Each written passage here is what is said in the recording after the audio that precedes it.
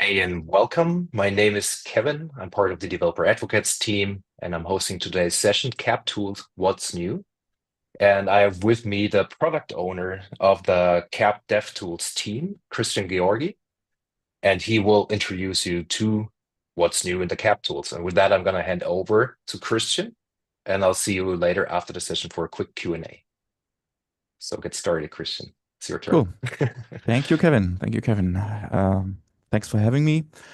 Yeah, so I'm Christian, a member of the Cap Tools team, and we thought, why not use the opportunity here to like bring you up to date with what we've done throughout, I would say, the last months, in the specifically for Cap Tools, right? There's like various different aspects of the programming model, runtime features, etc. But let's for now or so focus on the tools, and let's see what we have in for you. Maybe you have seen some of the things, but I will also try to like give you a bit of more context and also like a look behind the scenes if you want, so that you get like more insights on what on and also why things work like they work. All right, so let me see. Yeah, so one section about our tools, the CAP tools, is the CDS CLI. You very likely have heard about that. If you're joining the session, it's that CDS executable. One thing that we did, I think, right before recap or so in the summer, early summer, was adding shell completion.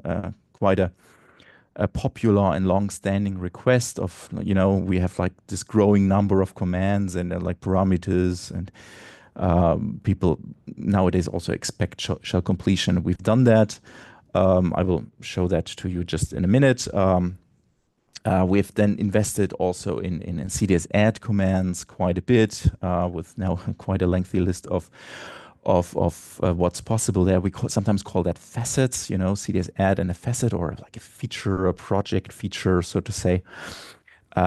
Quite recently, new to the show are the add data command to generate test data, the HTTP facet for HTTP files, then new things about Typescript type, and I have like a whole section about that. And then usually this is like a continuous thing, adding more support for SAP BTP for various services, convenience features to ease the configuration to generate, I don't know, the YAML, the MTA YAML, etc. So specifically, we've added like work zone and portal, HTML5 repo. So this goes into that UI content direction. We've added like cloud logging recently, telemetry support, and much more, right? I will just lead you through some of them later on. Then we have also added some like nice graphical additions, the compiler Mermaid. You'll see that in a second. And also CDS build is now pluggable. That means you can write your own build extensions, build commands, like, copy this file from there to there. Often you do that in a shell thing, and it's fine, like a copy command in the shell script. But you can now also like directly integrate in CDS build, so then whenever the user types CDS build, your code is executed. All the links that you see here lead you to the documentation or release notes, so that you can look that feature up if I don't show that right now, but also later for your reference. And we will share the slides also, of course. So let me quickly run you through that section here of the party, starting off with the shell completion.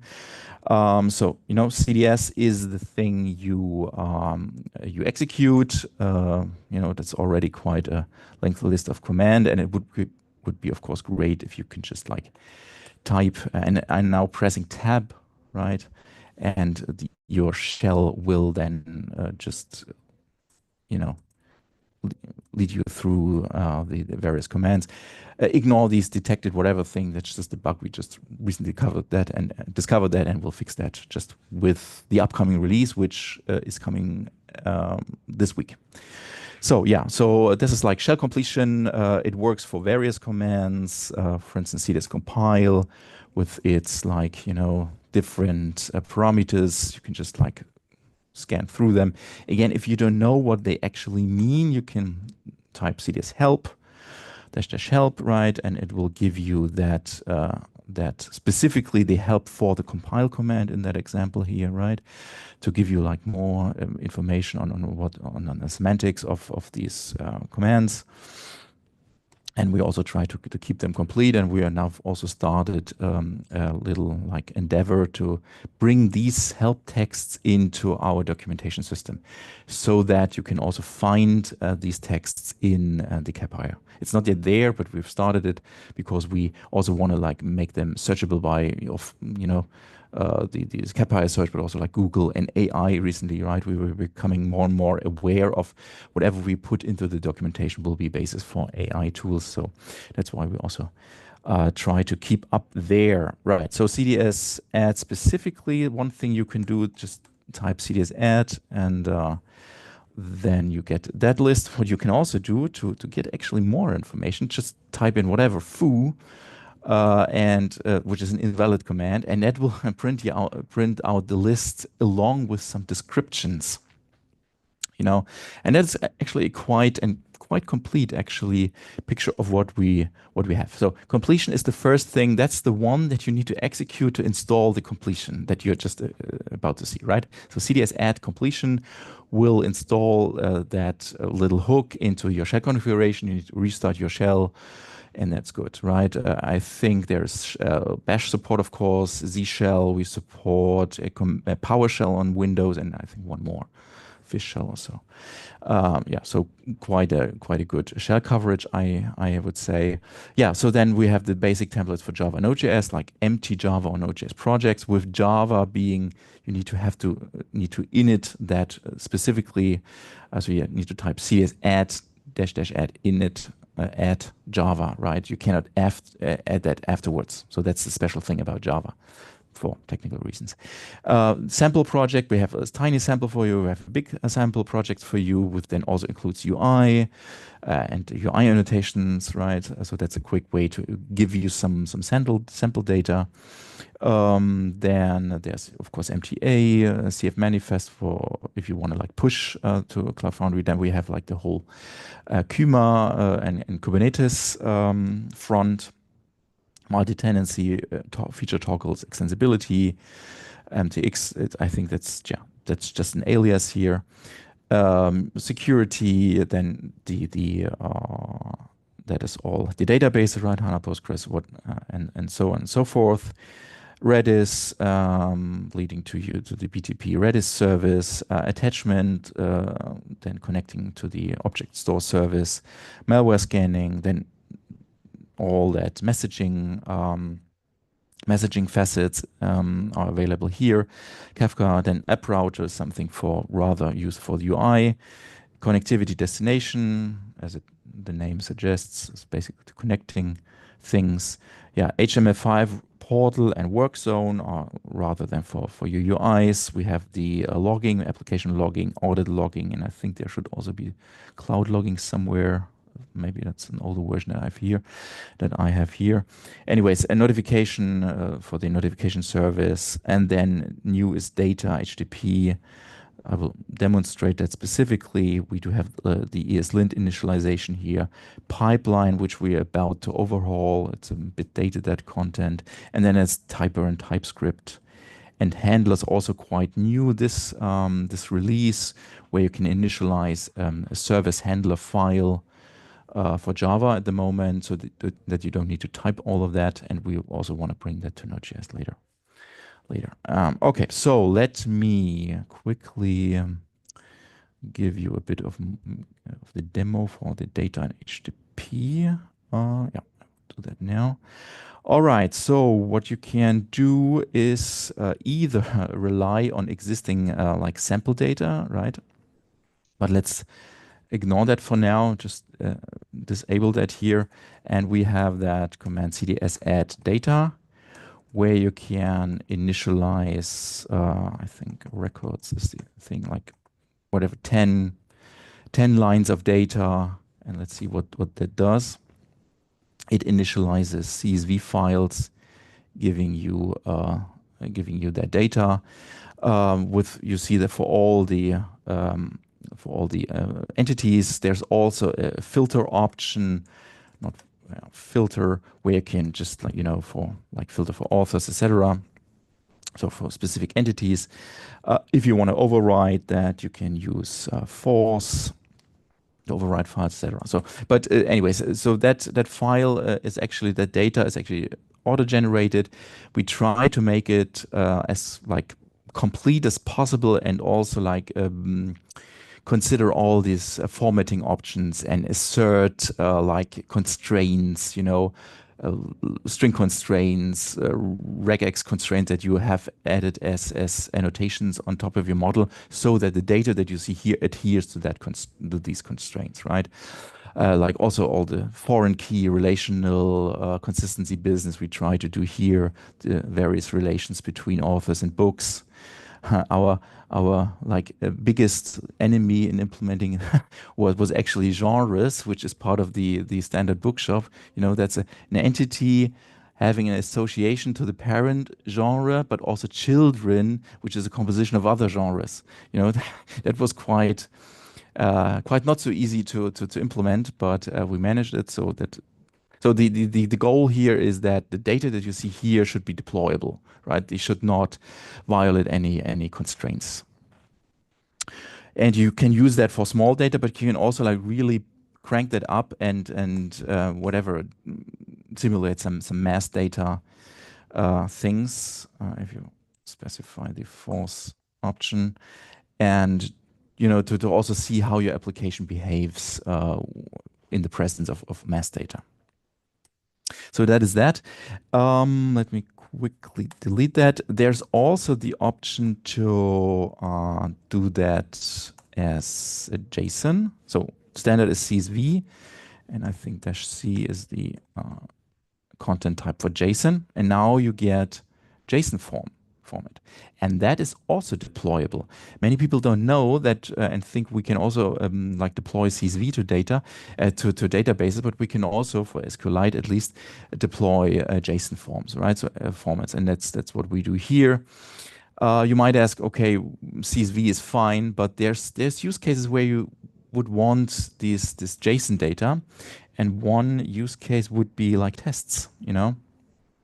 Let's say I've simple, almost empty file here, test file, and let's say I want to have some, data to either to deploy here in the test or to compare against. Could be both ways. And what I can now do is say generate model data as JSON, right? So if we've integrated the command line that I've just shown you into a VS Code, okay? So you can then launch that command and pick your entity, whatever book. Please be aware that you might find books multiple times, because you might have to find it on the database level or in some services, so that's not a bug, so to say, that it appears here. We just cannot decide for you which books you mean, because they all could have different interfaces, different structures. That's why they're not the same, and you need to decide, all right? But let's say I want to like have the database thing here and give me just one record, and here we go, right? So you have now test data available at your fingertips in wherever situation you need that. So maybe test files, or you can just create a new blank file and say, yeah, I want to now have some whatever JSON CSV data, right? So it's not bound to any specific file type or file name. It will just insert the data where the cursor is. Yeah, so that was like a conscious decision to give you like maximum freedom on where you want to have that data. And we think it's quite nice actually to have that data. Specifically, I mean, if it's just like free properties, okay, but what about texts and these guys here? It's usually quite hard to create these file formats manually, right? Sometimes, of course, GitHub Copilot will help you, but it's still good to have that. So that's like test data generation, both as CSV, as JSON, with various numbers of data that you want to have, both on the CLI plus in VS Code. So that's the offering there. We have then gone one more step and also allowed you to create HTTP files. So you can just type CDS add HTTP, and that gives you one HTTP file here in the test HTTP per service. That's the cut that we've decided on. Not sure you know that format. Actually, that's leveraged by the REST client, VS Code extension REST client. That's the name, and it basically allows you to just execute, tests or these requests. I mean, I can show that to you real quick. Let's crank up the application.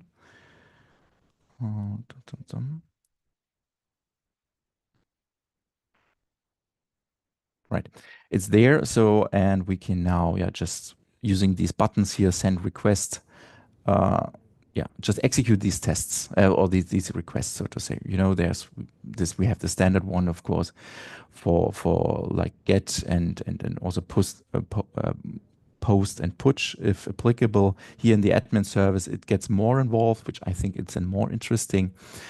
For instance, you can create drafts, and this draft syntax is maybe not so easy to remember. That's why I'm personally quite happy if someone really tells me how to do that. Right? I can just create a new draft, which is not yet active, so to say. You see here that JSON data, guess what, where it comes from the CDS add data, right? So we use that tool also internally to create that payload. Then we store that results, so the ID of the books that we've just created from the previous request. So this is also like maybe shows you how to do these variable things in the REST client, right? With these add notation, not sure you know that.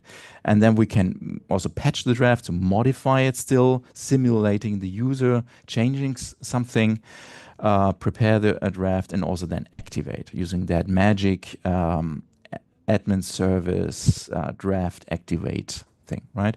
And you see it's working. If I now try to do that a second time, it's not working, which is expected because the draft no longer exists, right? So that just should show you how to use that and how good it is to have that at your fingertips. You can also invoke that in VS Code, again, not from the command line, but using that generate model or generating HTTP requests. That's the command. And you get a nice pick list sorted along services for which entity you want to have, like also all services with all entities or just like specific entities, and you can then just add that here, right? So that's the way we think that should work. So that means that even if you have already HTTP files, you can gradually enhance them as you see fit, right? With these commands. Right. So that's HTTP generation again, available on the command line for all services or just some services, and available in VS Code using these commands also. Cool. So let's go back to the slide. Yeah. So that's these two things. I will show you that later. Yeah, Mermaid. Maybe that's something I can show now. Let's open the admin service, for instance. You might or might not know that there is this CDS preview available from the context menu or here from the command palette, of course, plus available also in the toolbar here. And most of them have been around for quite a while, but not many people know them actually. So it's quite, for instance, nice to show the IDEMX file, that XML, if you just want to see how the OData metadata looks like, or what the SQL resulting from that service looks like, you know. So that has been around for a while, and I encourage you to use that instead of, you know, sometimes going to the command line and typing CDS compile to whatever, or even starting the application, then go to the ADMX $metadata thing just to see the ADMX. Sometimes it's faster this way, right? And new to the party, and that was my point here, is that preview as diagram. What we've done here is basically leverage the Mermaid format, which is quite a nice and popular format, simple text format to notate graphics. And yeah, we've just leveraged it and wrote a little exporter from CDS to Mermaid, and then wrapped it into a markdown, like code fence. If I double click here, you will see what's behind the scenes, right? This is this Mermaid markdown code fence. In that case, it's a class diagram because this is a notation of like these boxes are class diagrams, and you can see what we have just converted the CDS model into, right? So quite a simple thing actually. You can tweak it a bit. Let's see if I open that file, and then I can open the settings, go to this VS Code settings, so to say. Let's make some more room here. And if you type in diagram and maybe filter by CDS code editor, you see these settings that help you like tweak that thing a bit here. For instance, we can show the association names, right? We can influence the layout direction. Sometimes, you know, it's helpful to just tweak them a bit. We can remove the unused entities. Otherwise, everything that is even not referenced in the service will be shown. We can omit or have the namespaces in this box here. We can also show you the projections. Projections meaning like the author's entity here, for instance, projects on the author's entity from the DB schema file, right? So usually or often enough, it's one-to-one projection, but it could be more complicated. And this is the way you can show that. It's not always useful. That's why we kept it optional. As with that's the general issue with these diagrams. They can become very like bloated very soon. We are fully aware of that. So especially for big models, it's often just like a gigantic mess of boxes and lines, right? This is nothing that we can generically like fix for you. What we recommend, just go to the source code here, copy that into your own new file, open that file with a preview or with that side-by-side thing here, and then tweak it to your needs, right? So what about just removing all that lines here, or for instance, not showing currencies there and there, right? So you can just tweak it so that it fits your needs. And what your needs are is probably only known to you. We find it sometimes helpful to just like get a quick glimpse on someone else's model, right? We have to do a lot of support and maintenance, and people come with their applications and models, and we really have to like just dig through that model. And one option to do that on a high level, so to say, could be that graphical interface here, and then it might it makes sense to just remove unnecessary stuff, so to say. And that would be my like recommendation here. If it's too much, just reduce it, copy it, and then make it your own. And what you can then of course do, because that's Mermaid, you can copy that thing into GitHub. Copy it to any GitHub issue, whatever, pull request text box, and it will render just fine. Okay, so that is the nice thing about the Mermaid, because it's integrated or known to GitHub, to the GitHub UI itself, which makes it quite, you know, flexible to use. So just give it a try and tell us what you think of it. Okay, so that is Mermaid. Let's quickly go back. Yeah, Pluggable I've already mentioned. Not wanting to go through in that detail here because it's a bit like more involved. The essence is you can write a CDS plugin and you can just register your own build task, so to say, for instance, for Postgres, make a little subclass. And then here in the build method, you can just implement whatever you need. Yeah, we have like some convenience methods to copy files around, or to write files, etc. But I think you will get that. It's just whenever you think, okay, that should be more like better integrated in CDS build. That's probably the way to go here. Yeah, so that's CDS builds. Okay, let's go on. Checking my time here. Okay. Yeah. What's new is in IDE? IntelliJ is there more prominently than before. We've had that open source repository here out for quite some months already. Not sure you know that. And that's a plugin for the CDS language support for IntelliJ IDEs. Up to a few weeks ago, you had to manually go to the releases here and then download the zip file and upload it into your IntelliJ IDE. That is no longer needed, because what you can do is just install that from the marketplace. I think I have a link here. Yeah, so we've now, and that's the really big news, we are now like in the marketplace. Took us, some paperworks to get in there, but we finally made it, so that you can see that here. But more interestingly, or more importantly, it's now available, discoverable from, for instance, WebStorm, right?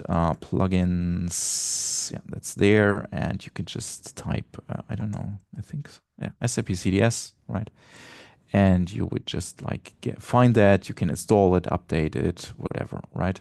And then what that gives you is basically the normal LSP language server syntax support, so to say, for CDS, both highlighting, then also navigation. You can just like control click on like things, and it will lead you to the definition. You get like the code completion, with all the bells and whistles. You get, yeah, validation in case you had a typo, etc. So it's quite complete. What if like language is concerned? What is not there is that like CDS add data, like special commands or the preview things, right? So this is not integrated, question mark, yet into IntelliJ. We need to see when we can do that, or you can help us do that, because again, the plugin source is open source. But with respect to the CDS language itself, it's kind of like complete, and we are kind of like also quite proud that we've made it like officially as an official SAP plugin into the store, and we can reuse, of course, all the code that is there for the language server that runs in VS Code, runs in what I don't know, like Vim, so to say. We can reuse that here as well, right? So that's really a nice thing about this language server model. All right, so then that was IntelliJ. These things I've already shown you. These are like the visual integration of the CLI commands.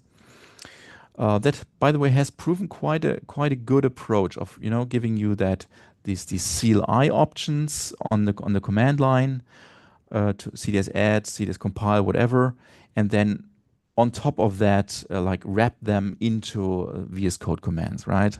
So that you have both a visual integration for the people working really in VS Code and want to have like what you see is what you get experience, but also like a scriptable way in the CLI. That works, I think, quite nicely.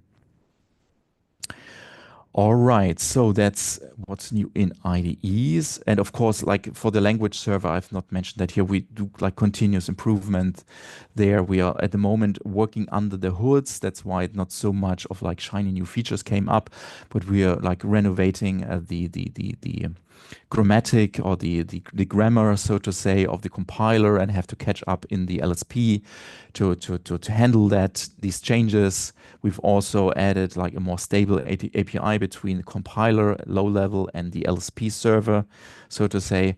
At the moment, that's AST and quite a wonky thing, and we want to stabilize that. So that's why we're working under the hoods at the moment. But we will also in the future come up with new features once that is done. Right. So, what's new for TypeScript? That's quite a popular thing. I would say one of the most trending topics in the whole tooling world, but also like in the cap code world. Apart from CDS itself, it's TypeScript. We see more and more adoption of people using TypeScript, recommending TypeScript. We of course see and also like watch the TypeScript community with like more runtimes supporting TypeScript natively, like Bun and Dino. There's an experimental support for Node.js 23 for TypeScript native, etc. So we will also want to catch up here. There's two packages that we offer, both open source. One is types, one is typepair. So please don't mix them up. One is for the API types that the CDS API give us, right? And one is for your application models that you have written in CDS so that you can get a typed access to these models, right? So two different use cases. I know they sound similar. They have a lot of overlap, but just to be clear here on the naming. Now, types is now, since CDS 8, needs to be installed separately. We did that on purpose to give us a smaller SAP CDS runtime package without the types, and to give you better control on when and if at all you want to have that type support. You need to install that as a dev dependency, the same way as you do all these add types packages, right? Just add that as a dev dependency. Second change that maybe caught some of you was it's now just one file only. So we have seen since or up to CDS 7 these import from subCDS /API /whatever requests /services whatever, and we were not really. This was not meant to be an API, although it's called API because it contains the API definitions. The files itself were never meant to be an API. But unfortunately, we learned that quite late. VS Code proposed them as part of your code completion, and they just got added to application code without us knowing and wanting that. And the thing we really don't want to have that, right? Because we want to have that simple import pattern, import types stuff from SAP CDS, period. That's the allowed import pattern. Yeah, we don't want to expose a bunch of files because all these files would become API, and then a combination of which type is in which file would have become an API, and that's just hardly maintainable, right? So that's the main reason for why we moved away, and the way we moved away from, we now ship only all types in one file, so that VS Code no longer even can propose to you to import from a file. Yeah, it's just one thing. Okay, so long speech, so to say, but short is just use import from subCDS. And then content-wise, just tell us what is missing in the types. There's definitely gaps. We know about quite some gaps, and then also refinement. We need to do refinements on existing types to make them even better, more precise. But if there is concrete things that you think it's really important to me or my application, just tell us. The repository is open source. Just give us a note, and we can then add that, or even a pull request, right? Again, it's open source. One of the, so to say, hopes behind that package also was to involve you a bit more into also contributing here. Sometimes if it's just a simple field that is missing, it's quite easy to add them. Yeah. So why not do that? Then CDS Typer is for type models. One big thing that we did, and I will demo that, is top-level imports. We've improved CDS action supports, especially in the call side. Now the CDS doc, so the typical comment style that you can write in your CDS model now also show up in the type at the correct places so that when you invoke the code completion, it's shown there, right? So that's the purpose, and we worked a bit on that. Plus, we integrated into CDS build using, you guess what, a CDS build plugin, so that when you call CDS build on a TypeScript project or typer project, you will get the TypeScript compilation automatically. And there's this last thing I will show you in the demo as well. So going back to the VS Code and checking my time, I'm still good. Close all of that business. So what's the thing? Ah, yeah, top level imports. Let's first show you that. So that's a typical handler file, right? Where you have like all these imports at the top, which is the preferred way. Yeah. TypeScript recommends that. The whole JavaScript ecosystem, ESM ecosystem recommends that. VS Code also does that. If I just remove that and go here, books, and that will give me the books top level, right? So VS Code is really like proposing that, and we want to support that pattern best. And it has worked quite, or actually okay and good in handler files. It now also works in the server.js files. Where it hasn't worked so far was the test code. So imagine you have that, again, simple test file where you basically have tests, what's it called, suite, so to say, the scribe block. You start up the server and you want to use that books thing for whatever reason, right? And the way you want to write these imports is, of course, a static thing. But believe it or not, this up to now has not worked. Why?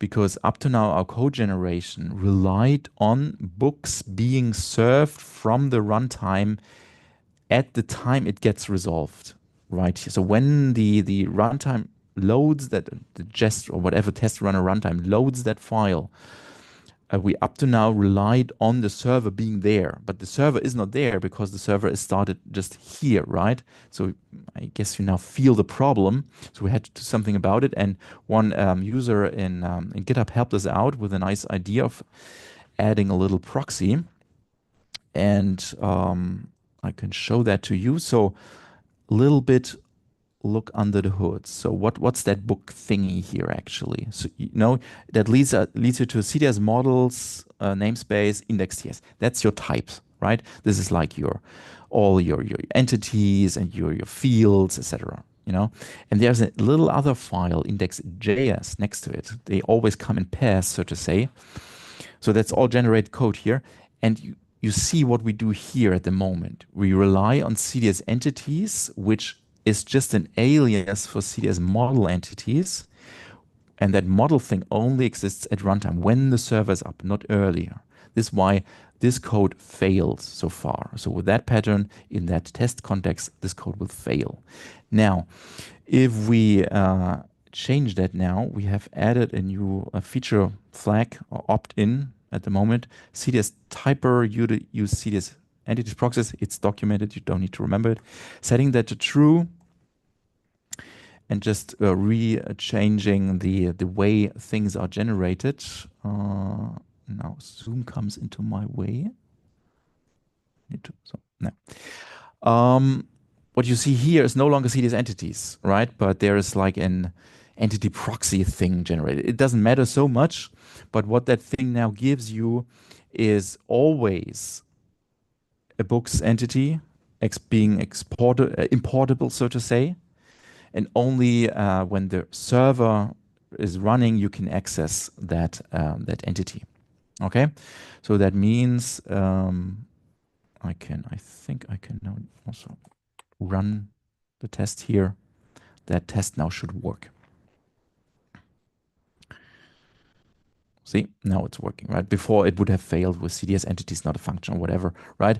But now that is working because that import is always resolvable, but you can only access it when the server started. So that means, let's CDS, whatever, drafts or something.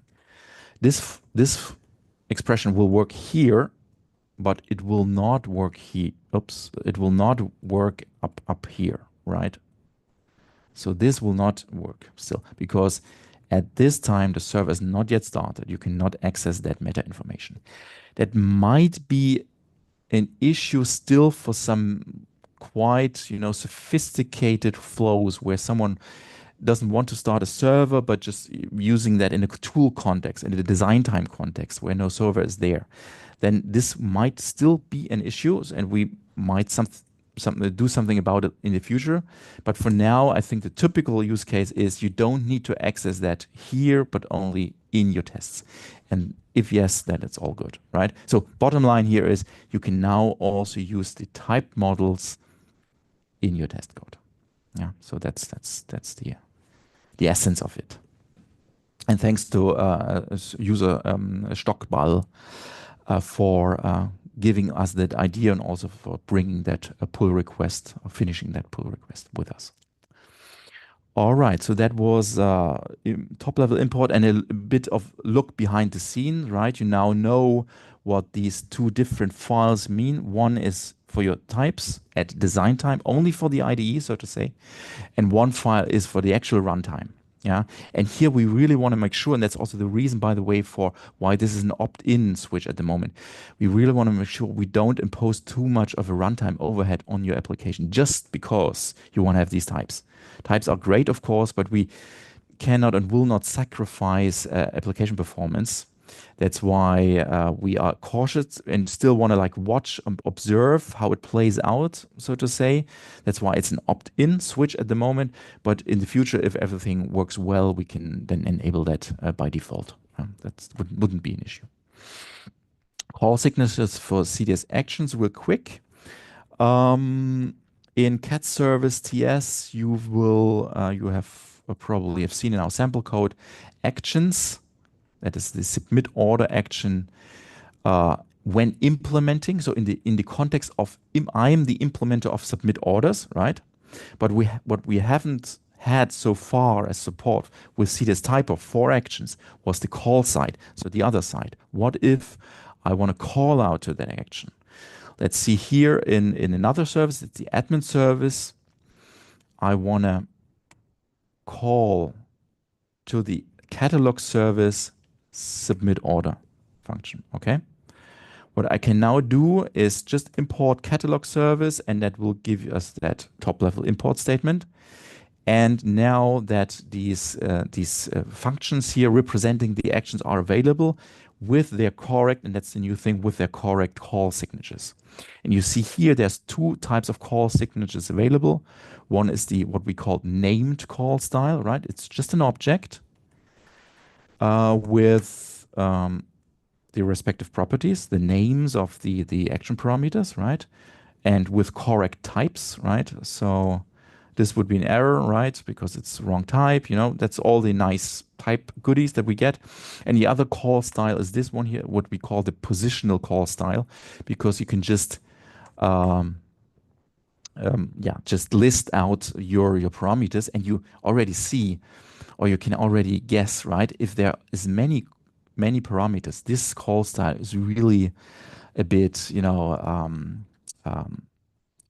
hard to know what's going on, so to say, right? That's why we recommend that call style, this positional call style. So please use that, and only use this one here. I don't know if it's like one or two parameters, but that is actually just a bit more. It's clearer, more descriptive, and also like type safe, of course.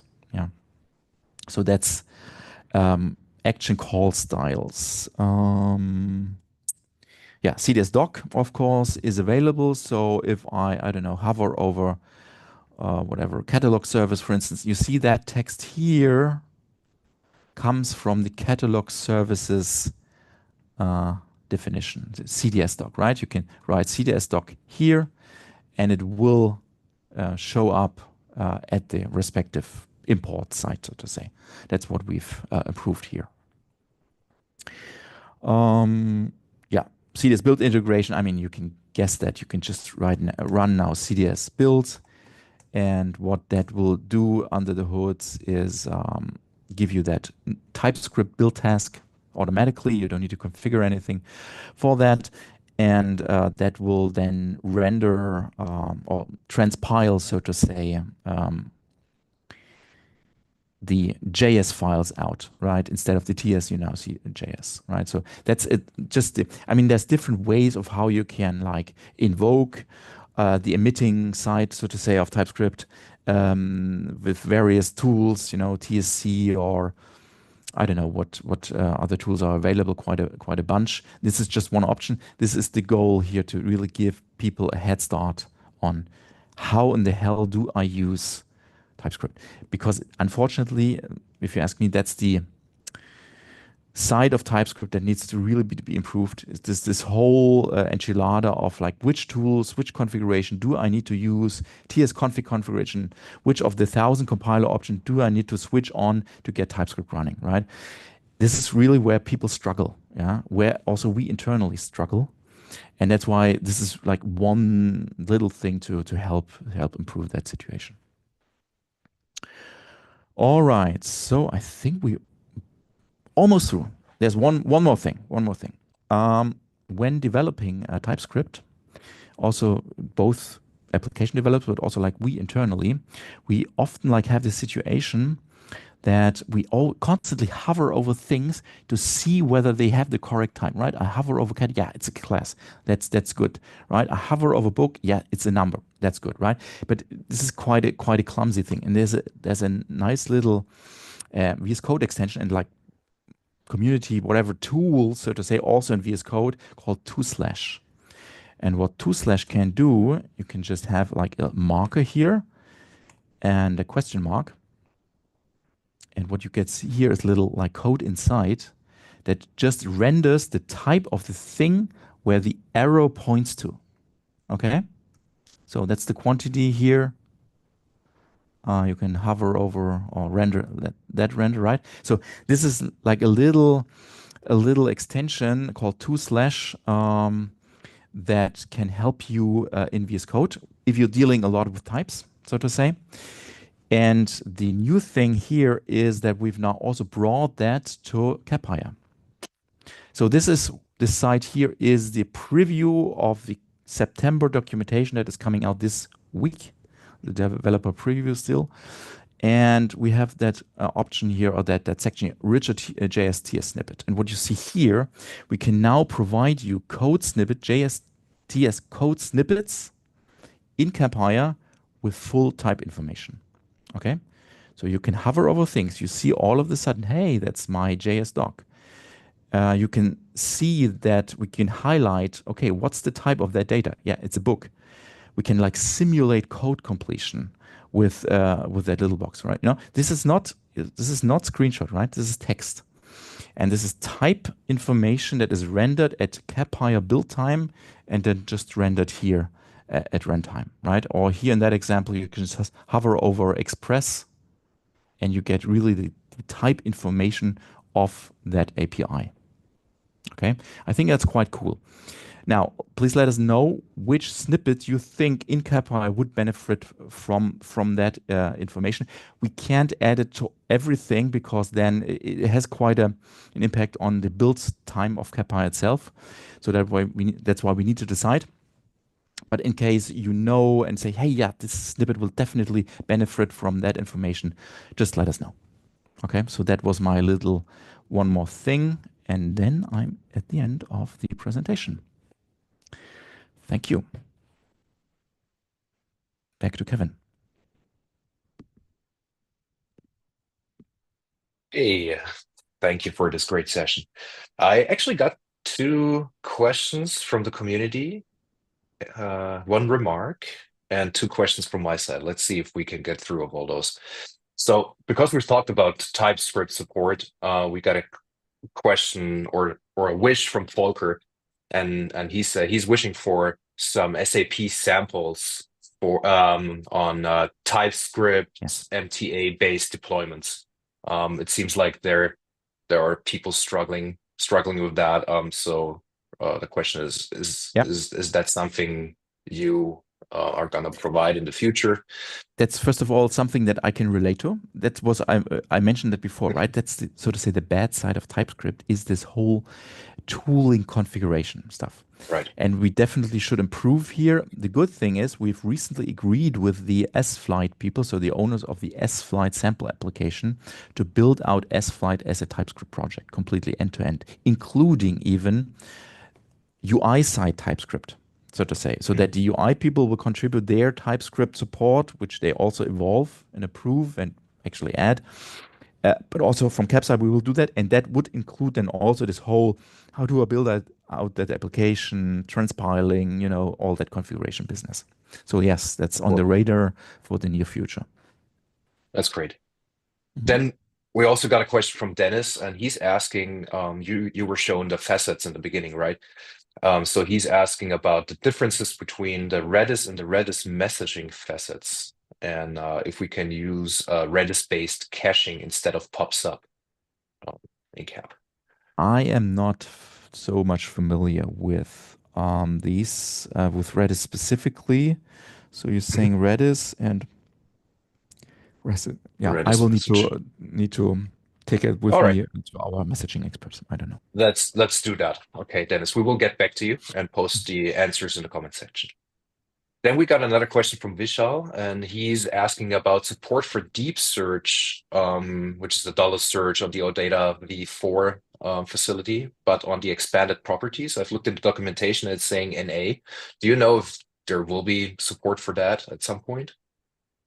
Not, I'm not informed about that. That's a very All right, specific, like, you know, runtime question. it So is, yeah. we can make sure this is like Node.js. We know whether it's Node.js or Java because the answer Mhm. might time-wise depend, right? And then we need to just take that with us, Kevin, and ask our people or my people, so to say. Yeah, All right, sorry, I don't let's know. take that with us. No worries. I got two questions. We've seen the CDS at data command for generating Hmm. sample data based on our schema CDS file. Is there a plan for the future to utilize AI in some sort to understand the context of my schema and actually generate data based on the business case I've defined in my schema? For example, if we have the bookshop, that some AI understands, okay, this is a bookshop, please generate some books for me with like some actual authors, with some actual genres instead of like filler data. Yeah. I would recommend really going to the SAP Build infrastructure or the SAP Business Application Studio. And there you can have all that AI integration. You can basically just prompt it with "give me that data," and it will try its very best to give you like semantically rich data. Yeah, so that That's should be cool. done in Mhm. SAP Build. Okay. And then the other question I got is with the CDS at HTTP, we got HTTP requests for entities, right? Can we also generate that for functions and actions? I think we have that to some degree. Let's see in the catalog service. See, that's already the an action. Mhm. Yep. Yeah, so that's Okay. available. I think what is missing here, we can only generate the parameters with if they are like typed with simple types like scalar types. If they are structured more Okay. complicated, I think there's still something to do for the payload, Mhm. so to say. But the actual request line is already there. Okay. Cool. That was all questions from my side, and I think most of the questions got answered in the chat themselves. And then we have the two open questions, but we will talk to your team and see if we can Yes. find answers there and post them online. Hmm. Absolutely. Great. And Cool. we're almost on top of the hour. Was a great session. So thank you for that. And Thanks for having me. as always, thank you for being on Devtoberfest, making it a great show. And we will have the recording of that video online on YouTube. And if you have questions after this session, please feel free to ask them in the comment section of this video or in the community.sap.com. And with that, I just wanted to say thank you again and goodbye and see you for the next session later. Bye bye. Bye bye.